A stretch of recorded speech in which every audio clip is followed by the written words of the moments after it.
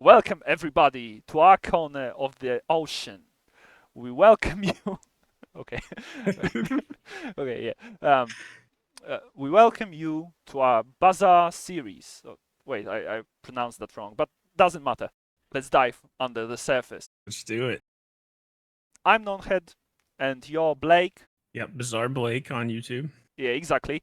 And we're here to talk all things Bazaar. For all those two people that are not yet aware what Bazaar is, here goes. The Bazaar is a so-called hero builder. In short, you pick a hero who represents a 100-card item pool. Also, you don't have to buy cards, you buy a hero for the in-game currency and you have the access to the whole item pool. And then you go on an adventure. Meeting merchants grants you an option to buy an item to improve your strategy, and fighting enemies gives you experience for expanding your board space. Every couple of encounters you will face another player for an auto battler. That is where your skills and game knowledge will be tested. You will receive rewards for winning, while losing will decrease your prestige. If you run out of prestige, your journey will be ended. However, if you manage to live long enough to see yourself winning your 10th battle, you will be considered a winner and you will be rewarded much more generously. And that's the basic game loop. If you want to know more, check out my video or the one made by Blake. Both are linked in the description.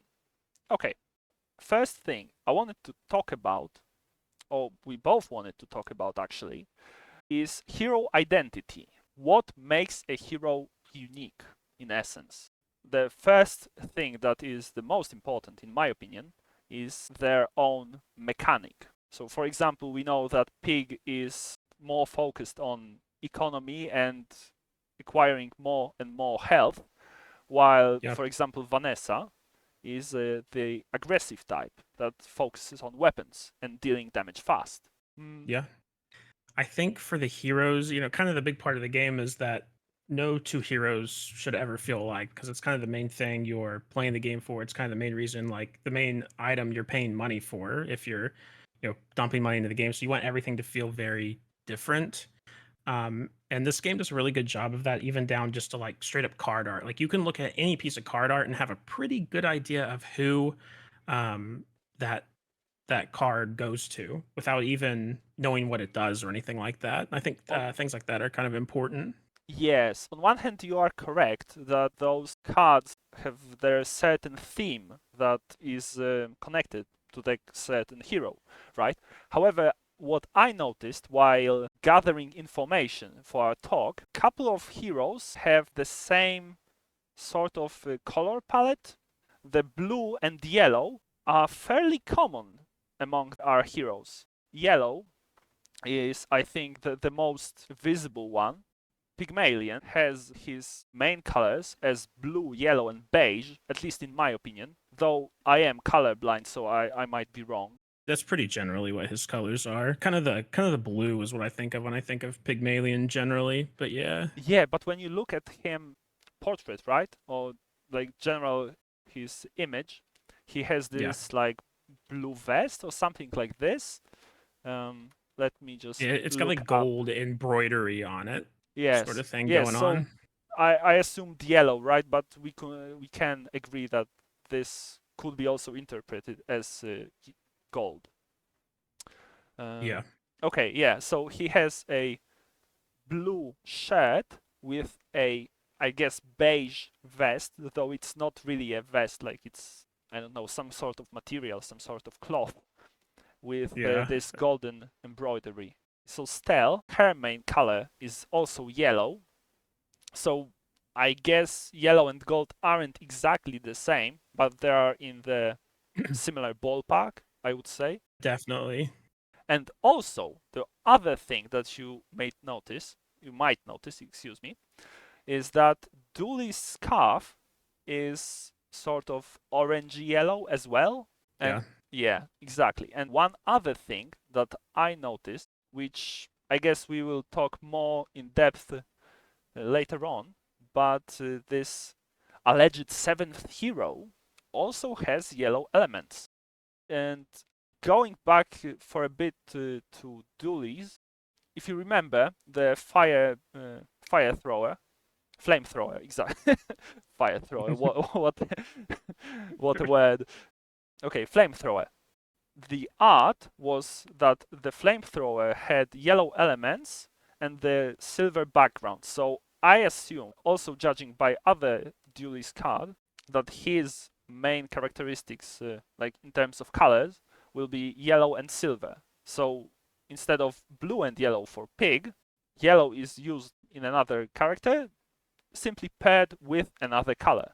I Yeah, assume it's that definitely fairly common. yeah, exactly. So I assume that Reynard just likes yellow and blue.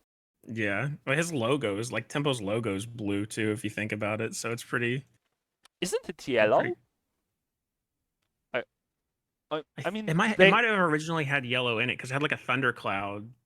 Remember? maybe they have like two versions. It's Yeah, possible. on the website the Tempo logo is yellow, but maybe in the videos it's blue. Because like whenever they show off the original like trailer for the cinematic trailer for the game, that it's kind of like a dark blue with like lightning behind it before they Yeah, get yeah, I into the remember. trailer. Well, Yeah, I may also think. go Go ahead, ahead. go Go ahead. ahead. No, go ahead. Okay. Okay. Well, just on the topic of character colors and everything, Hmm. um, I do hope that this game has a colorblind sort of mode or something that you can switch on because uh, I feel like because this game is so focused on like that's kind of an important thing to know immediately when you look at something like is this Stells or is this pigs, and if I don't know, I feel like people with color blindness that could kind of be an issue. I know Greg, who's Artifactor on YouTube, Hmm. he also is colorblind, so it's definitely something I feel like they should address if they can. I mean, if a colorblind mode is available in a game, I usually turn it on. But it's not like I can't play a game when it doesn't like accommodate for my problem. As the most of the elements on the board are sort of static, I think it won't be that much of a problem because you don't need to quickly track what is happening. I assume you don't have to, but I think we will talk about it more later on because I was thinking about potential visual clutter. Okay. Yeah, but Well, we can discuss that more then. okay, so we now focused on a color scheme of a character, but I also like the fact that for now the only repeating alien type, let's call it, are Vanessa and Mac because I think they are both humans, though it's not necessarily they are not E- necessarily humans. Okay, that's what I wanted to say. Excuse me. Either like the same species that's basically humans in this universe. Yes. Whenever you brought up this alien species, I was going to ask you about this because the only thing I know is that Pygmalion is like Jabalian, which Yeah. I don't really know what that means, and then Dooley, of course, is like a robot, so it's a whole different thing. But I Wait. didn't know if we actually knew the names of the other people or. Yes. My bad. Stel is also a human. I Oh, true. I don't know why I forgot her for a minute. Okay, yeah. So we have like three humans, a pig alien, a robot, and this sort of like four-handed purple lady. And other thing that I also noticed about Jules and her whole purpleness is that we have not yet seen, or I have not yet seen, a male representative, excuse me, of that species. I think we only know about Oh, Jules, her like her daughter, and her grandmother. I'm yeah, we haven't. I didn't think about that. so there is a chance that they are like a an alien species like those blue ladies from Mass Effect. I don't remember how they were called, but I don't know either, but yeah. So in Mass Effect, those blue ladies, I will put that on the screen and probably with the name, reproduced by hooking up with other species, like male representatives of other species, and their kids were always of this blue lady species, and they were always female. So maybe they want a twist like that. Like I mean tempo.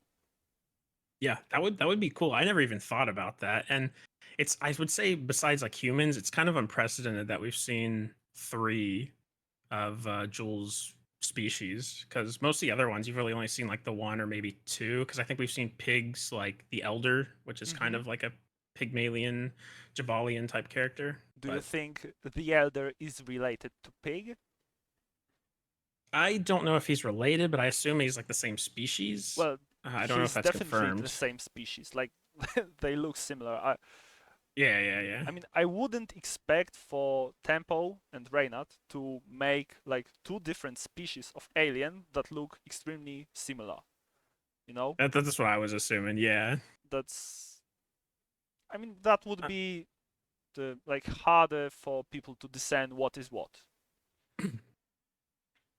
Uh, he may be, with the way they've done Joel's grandmother being like directly implemented as like a merchant type character. I wouldn't be shocked if he's somehow closely related, either in the lore or like a grandparent or something to Pig. But I kind of feel like they would have probably mentioned that, but I'm not sure. Probably, So, maybe. I'm not sure. Let's.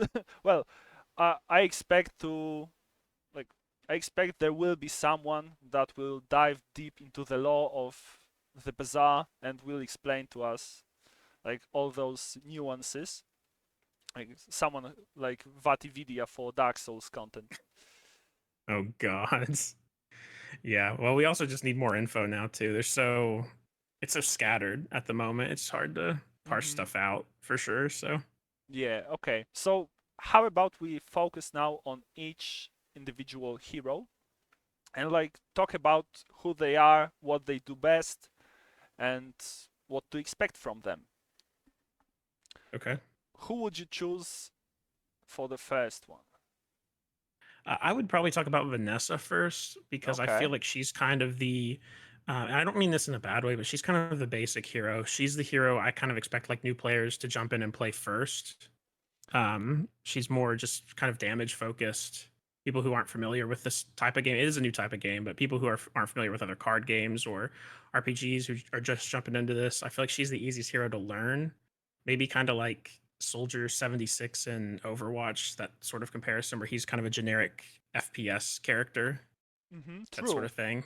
Additionally, those aggro builds in various card games are usually treated as noob friendly, let's call it, or just new player friendly. So you don't have to think about various combos or synergies or whatever. You just go face. That's a great introduction for a new player to get those hits of dopamine, right? Because yeah, I'm killing my opponent. That's great. I like it. You Yeah, know, it's always fun to do, even if it's a little bit simple. yeah, So probably that's why in Hearthstone the hunter is one of the most popular classes, right? yeah. Besides, in MTG we have mono red that existed for past 25 years, I expect. Aggressive builds aren't going anywhere, and in this game they are very much present. And in terms of like the vibe of the character, I would consider Vanessa as sort of a pirate or a rebel. Like we know she comes from Pelago, which is I guess another planet in this universe, and I would assume that it's a pirate world. I wasn't sure if she was like a pirate from a pirate world or if she was like kind of like a bad guy or like maybe not bad, but kind of a more on the ropes of society from this world of normal people. I, So I'm I not mean, sure. from her posture and her like body language, I assume she's like in it for herself. Like Jack Sparrow, the only thing that matters to her is herself. Although, now I think of it, there is this voice clip in one of the videos that we could use you to fight on something like we could use you on Pelago, yeah, we something with yeah we could fighting. use you on the fight in Pelago. Yeah, Yeah, yeah, yeah. exactly, exactly. I guess there is some conflict there, and she's like active in it in some way. Um, it's like a war, like it's like a big war or something, like a big between like her society and some other country or something. That's interesting. Yes, but I was assuming, at least, that it was more like Star Wars conflict, as in there is a there is an empire or like this governing force that exploits people on Pelago, and she is this pirate or a rebel that fights for freedom. I really like that idea because it kind of makes her character more likable. Like she's not just yeah, she kind of just seems like she's just some like not robot rogue seafaring rogue is what it says, where she's just trying to take money from people and get rich. But maybe she's more of a Robin Hood, kind of like you're saying, and she's trying to help the like poor and people on the fringes of society. Okay, how about this?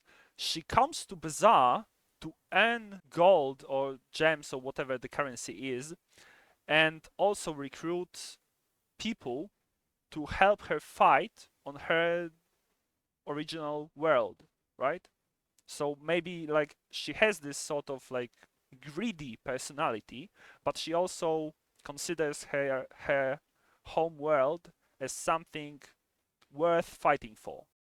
I feel like you've hit exactly what they've done with her character. Like I feel like that's definitely the lore for her now. It feels like it works well. So I mean, we can also check what they say about her on the website. I have it up here if you want me to read it. Okay, go ahead. A seafaring rogue on the run, Vanessa overwhelms her foes by any alluring or domineering means necessary, but her crew can't get too comfy. Her shows of force are only matched by the size of the bounty on her head. Okay, So, she has a sort of criminal vibe since we can clearly see that she has the bounty on her head, right? yeah. So she definitely committed a crime, and it's apparently enough to put a bounty on her head. So maybe a murder or a great heist, something like this. We have like three sentences about her and like couple of images, maybe a video or two, but that's not much to paint the whole picture.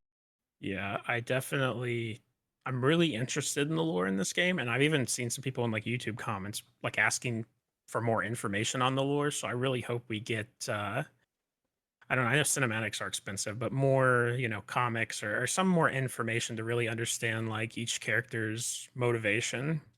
Because it's really pretty interesting. And I feel like there's so much you can do with the Bizarre universe because there's really no limit. You know what I mean? It's like an infinite universe with infinite different types of aliens, like Star Trek, like that sort of thing. Exactly.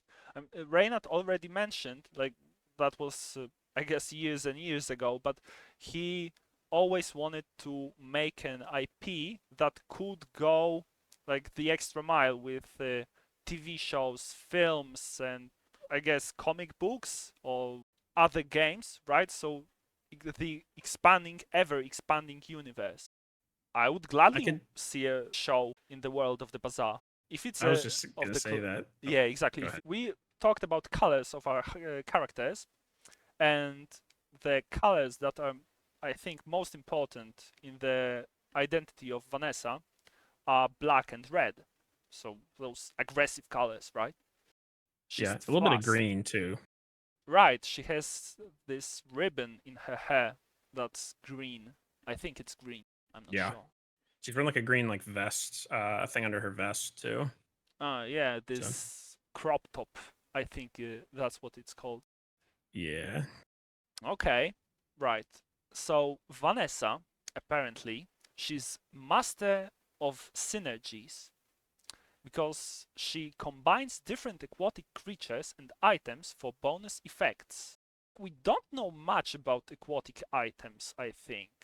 Like we know about like eels that electrify and also well, jellyfish like stun you when you strike your opponent, something like this.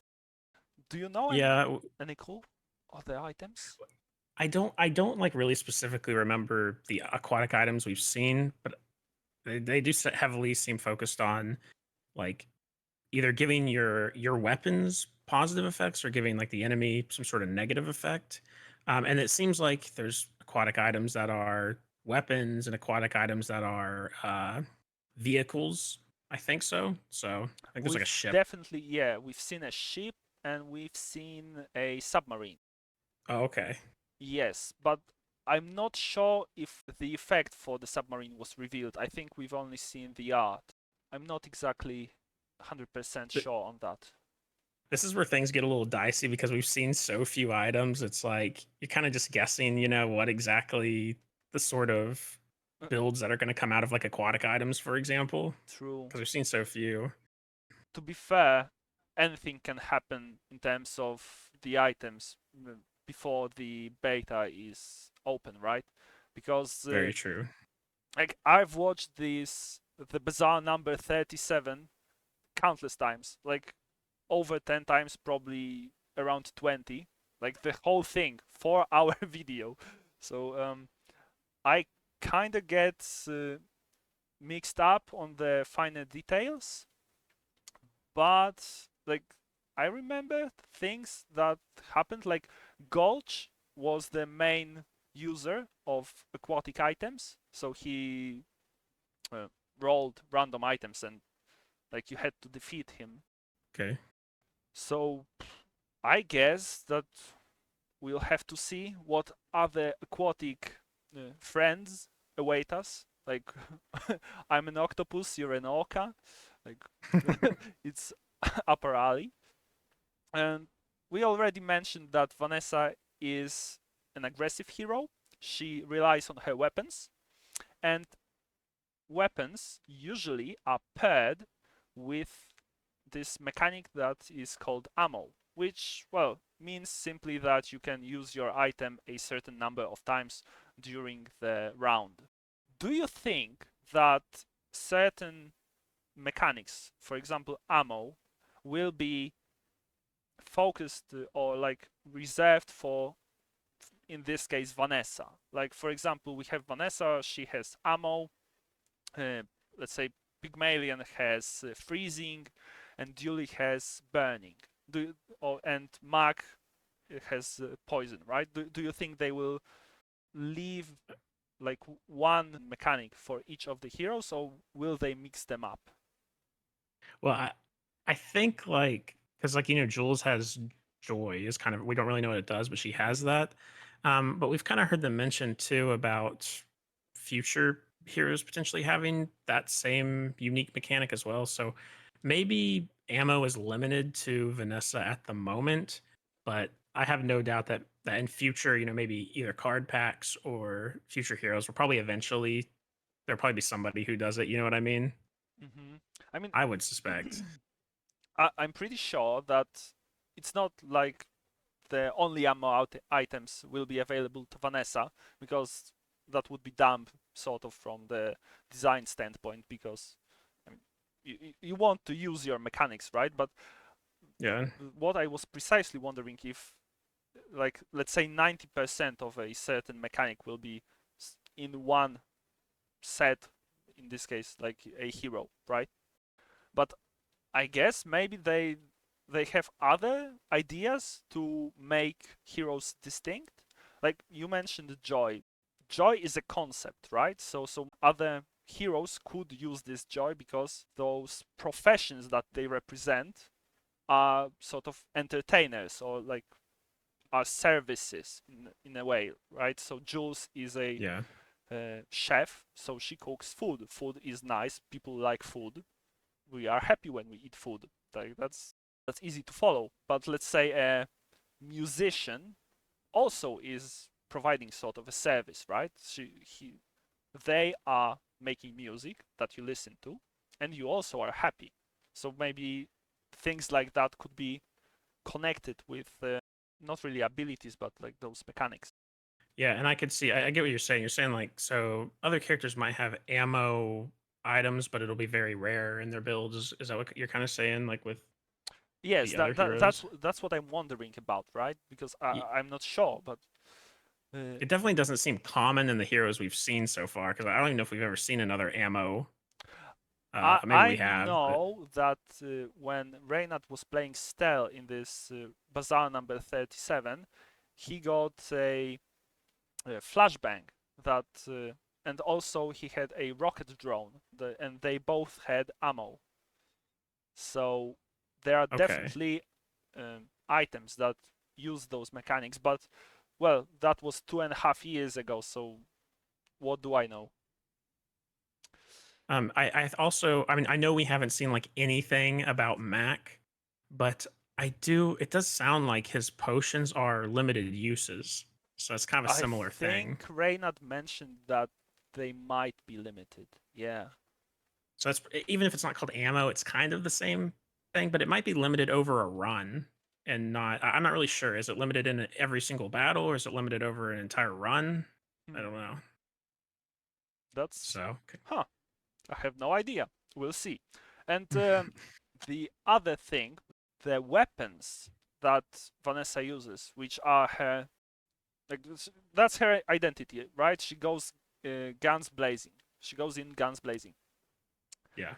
So we know there's this mechanic from the sniper rifle reveal video that she can main one weapon and she can build her whole build around one weapon, right? For example, a sniper rifle.